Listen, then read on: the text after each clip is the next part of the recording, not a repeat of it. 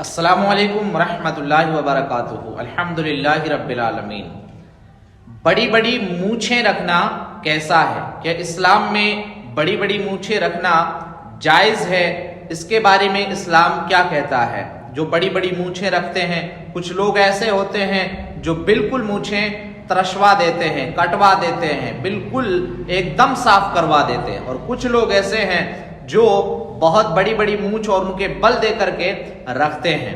कुछ लोग ऐसे हैं जिनकी मूछों के बाल अगले होठ से निकलकर मुंह में दाखिल हो रहे होते हैं, और कुछ लोगों के मूछ रखने का तरीका होता है कि वो लंबी लंबी मूछ रख करके उसको ऊपर की तरफ मोड़ लेते हैं। लिहाजा कई तरह की मूछें होती हैं। क्या इस्लाम इस चीज की इजाजत देता है कि आप इस तरह की मूछें रखें और उनमें बल दें, या फिर क्या इस्लाम ये कहता है कि मूछों को बिल्कुल जड़ से तरशवा दिया जाए?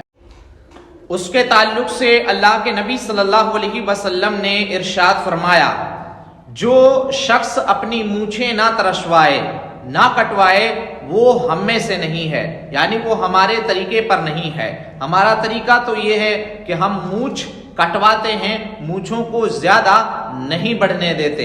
लिहाजा अल्लाह के नबी सल्लल्लाहु अलैहि वसल्लम ने फरमाया, जो बड़ी बड़ी मूछें रखने वाले हैं कि उनकी मूछें उनके होठ के ऊपरी किनारे पर आ जाती हैं या मुंह में दाखिल हो जाती हैं, इससे इस्लाम ने बिल्कुल मना किया है। और अल्लाह के नबी ने इरशाद फरमाया है कि वो शख्स हम में से है ही नहीं जो मूछें ना कटवाए।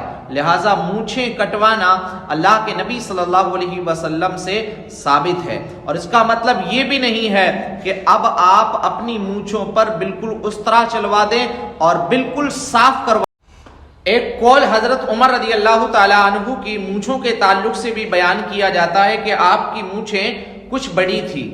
आपकी मूछों के ताल्लुक से जो कौल है वो बिल्कुल सही है। आपकी मूछों का अंदाज ये नहीं था कि आपके होठ से निकलकर मुंह में दाखिल हो जाती थी, बल्कि आपकी मूछें कुछ घुमाव देकर के आप अपने होठ की आप अपने गालों की तरफ रखते थे। तो उस तरह की रखना जायज है, ना कि इस तरह की कि उनको बल देकर के बहुत ऊंचा किया जाए और फिर वो ऐसा हो कि वो होठ से ऊपर से होती हुई मुंह में दाखिल हो जाए। इस तरह की मूछें जायज नहीं है, उससे इस्लाम ने मना किया है। लिहाजा जो इस्लाम कहता है उस पर अमल हमको करना चाहिए, ना कि वो कुफ्फार व फुजार ईसाई और यहूदियों के तरीकों को अपनाना चाहिए। अल्लाह ताला हमें तौफीक अता फरमाए।